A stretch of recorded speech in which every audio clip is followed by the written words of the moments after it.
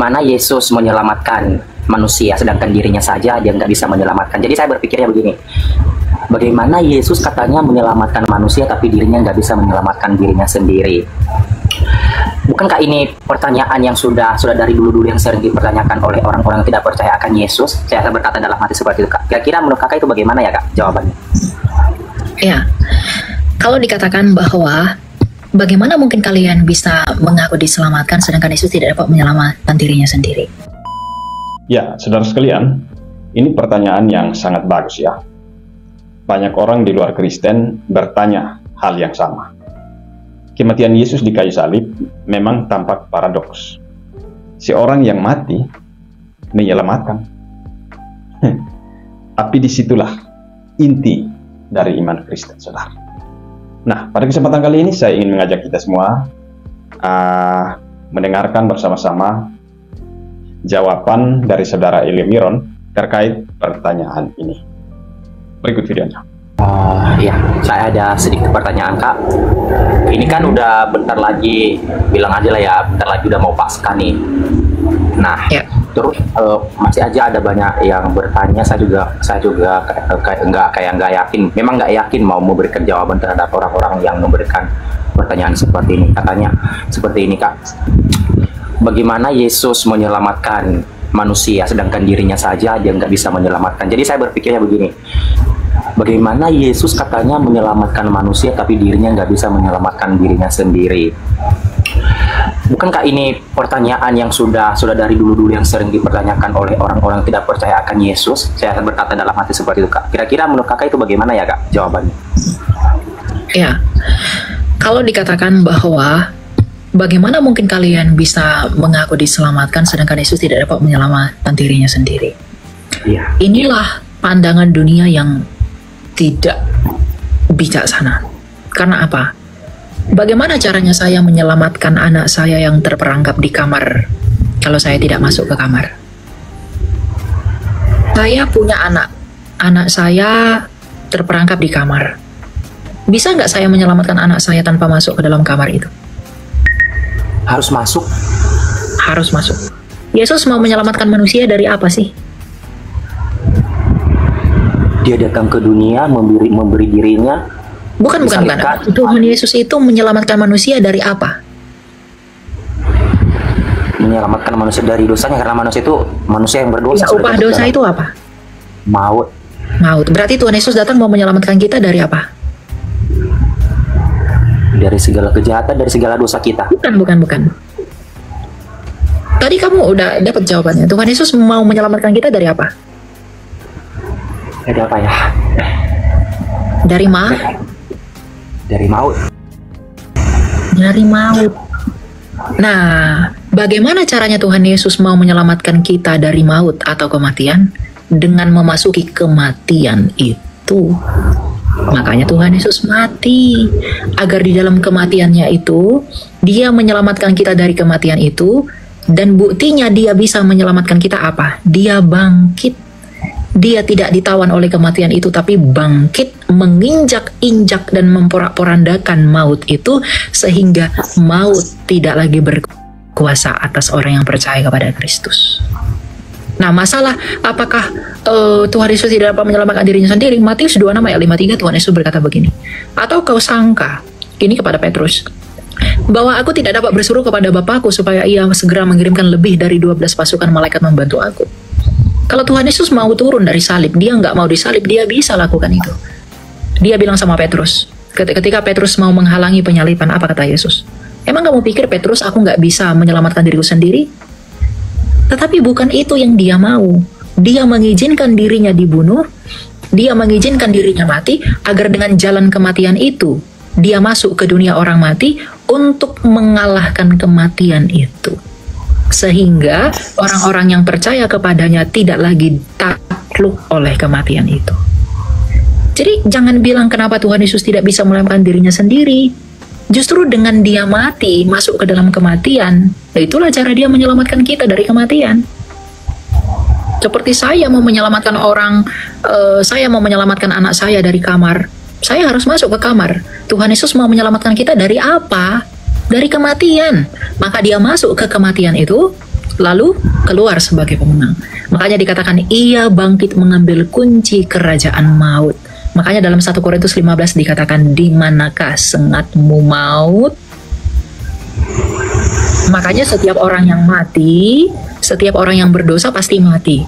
Nah, setiap orang yang berdosa dan pasti mati harusnya memberi diri untuk percaya kepada Yesus. Agar apa? Sama seperti Yesus yang telah bangkit dari kematian, maka orang yang percaya kepada Yesus juga akan bangkit dari kematian. Kalau Tuhan Yesus telah menang atas kematian, maka setiap orang yang percaya kepadanya juga akan dimenangkan atas kematian itu. Jadi semua orang yang mati harusnya percaya kepada Yesus. Kalau tujuan kita mau hidup. Tapi kan tujuan orang berbeda-beda. Jadi gampang jawabnya itu. Kenapa dia harus mati? Kenapa dia tidak bisa melawan diri sendiri? Karena Tuhan kami mau menyelamatkan kami dari kematian. Maka dia masuk ke dalam kematian itu. Dan ketika dia masuk ke dalam kematian itu, dia mengalahkan kematian itu. Bukti bahwa dia mengalahkan kematian itu apa? Dia hidup kembali pada hari ketiga. Itulah bukti bahwa ia telah menang atas maut itu. Itu puncak pemberitaan Injil itu di situ, kabar baik itu di situ, bro.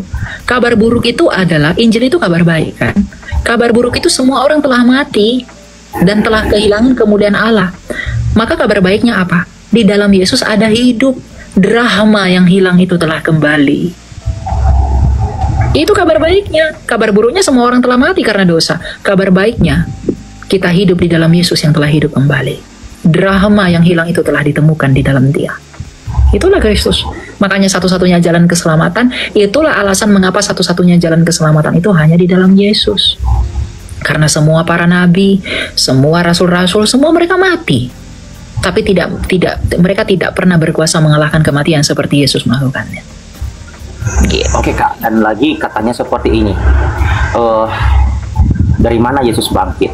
Bukankah orang lain itu katanya seperti itu Kak? Jadi semakin pikiran itu semakin bagaimana sih orang-orang ini sebenarnya pertanyaan begini sudah ditanyakan juga dari zaman-zaman dulunya, tapi nggak ada yang percaya kalau Yesus itu sudah bangkit kembali. Malah ada julukan, bilang saja ke mereka, ke orang-orang tidak percaya itu seperti itu kan. Saya mau bilang seperti itu, bahwa itu bukan Yesus, itu orang lain begitu. Itu bagaimana tanggapan dengan seperti itu Kak? Kalau orang lain itu yang bangkit, mungkin nggak para rasul rela mati martir demi Yesus? Kalau para rasul itu tidak melihat bahwa Yesus telah bangkit, rela nggak mereka mati demi Yesus? Sebagai manusia saya rasa nggak rela lah. Nggak rela. Mungkin gini saya tanya, rela nggak kamu mati demi kebohongan? Oh nggak mungkin lah. Nggak mungkin kan? Kebohongan yang kamu buat, kamu nggak mungkin rela mati. Ya. Nah para rasul itu bukan hanya 1, 2, 12. Semuanya rela mati demi Yesus yang telah bangkit karena mereka melihat betapa ajaibnya kuasa Kristus yang telah bangkit dari kematian. Bahkan data sejarah misalnya tulisan Josephus itu membuktikan, Josephus Flavius dalam bukunya Antiquities of the Jews itu mengatakan bahwa Yesus telah bangkit pada hari ketiga. Gitu loh. Ya. Jadi itu mungkin orang lain yang bangkit. Enggak mungkin Thomas enggak mengenali Yesus. Enggak mungkin para rasul itu enggak mengenali Yesus. Buktinya kalau dia enggak bangkit, mana mayatnya sekarang? Ada enggak di kuburnya? Kalau kamu ke Israel, kamu ke kubur Yesus, enggak ada tuh mayatnya. Hanya batu. Enggak ada mayat di sana. Gitu. Kalau makamnya Yohanes, ada mayatnya. Yesus enggak ada, kosong. Gitu. Ya. Kosong yang buktikan dia hidup ya Kak ya. Betul. Itu bukan omong kosong. Itu ada historinya, ya. Oke Kak. Terima kasih Kak. Sebenarnya ada banyak pertanyaan tapi dicukupkan dulu. Siapa tahu ada banyak juga yang lain yang mau naik, yang ingin bertanya-tanya. Terima kasih Kak. Shalom, God bless you. Oke, shalom, thank you. Ya, saudara yang dikasihi Tuhan, demikian jawaban yang sangat bagus ya dari saudara Ilya Miron. Semoga dapat menjadi berkat bagi kita semua. Nah, Bapak Ibu Saudara yang dikasihi Tuhan, saya ingin menambahkan sedikit ya. Yesus tidak hanya mati di kayu salib, saudara. Ia mati untuk kita. Alkitab menjelaskan bahwa kita semua berdosa dan terpisah dari Allah. Dosa memisahkan kita dari hubungan yang sempurna dengannya. Dan konsekuensi dosa adalah kematian rohani dan kekal.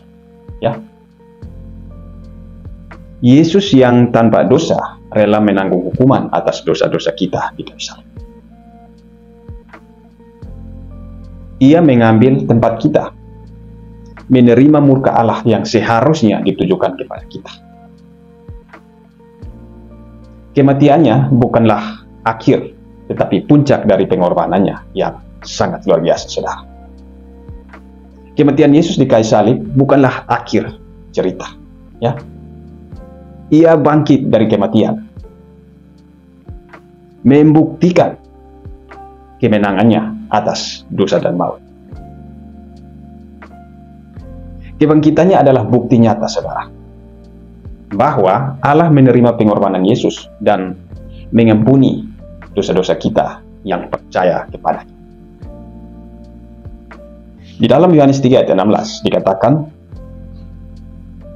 karena begitu besar kasih Allah akan dunia ini, sehingga ia mengaruniakan anaknya yang tunggal, supaya setiap orang yang percaya kepadanya tidak binasa, melainkan beroleh hidup yang kekal.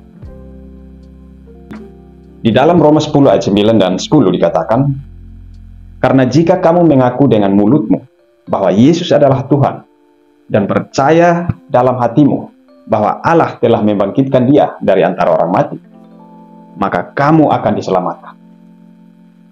Sebab dengan hati orang percaya dan dibenarkan, dan dengan mulut yang mengaku dan diselamatkan. Jadi saudara, keselamatan bukanlah sesuatu yang kita raih dengan usaha sendiri, ya. Tapi karunia Allah yang diterima melalui iman kepada Yesus Kristus. Jika di sini ada yang belum menerima Yesus Kristus sebagai Tuhan dan Juru Selamat, pada kesempatan kali ini saya mengundangmu untuk berdoa dan menyerahkan hidup kepadanya. Ya, bertobatlah dari dosa-dosamu dan percaya bahwa Yesus telah mati untuk menebusmu dan membangkitkanmu untuk hidup baru. Hanya Yesus satu-satunya jalan menuju keselamatan. Ya. Demikian video ini, saudara. Semoga bermanfaat. Tuhan Yesus memberkati. Shalom.